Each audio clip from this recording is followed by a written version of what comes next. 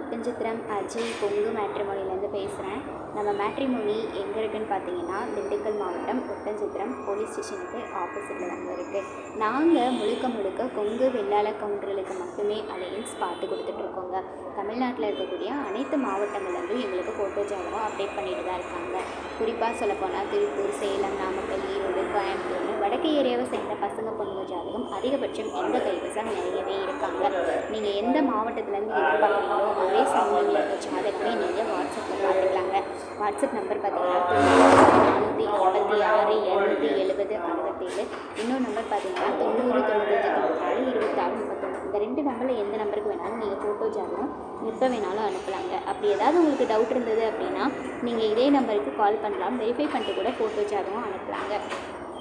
தூரமாக இருக்கேன்னு நீங்கள் கவலைப்பட தேவையில்லை.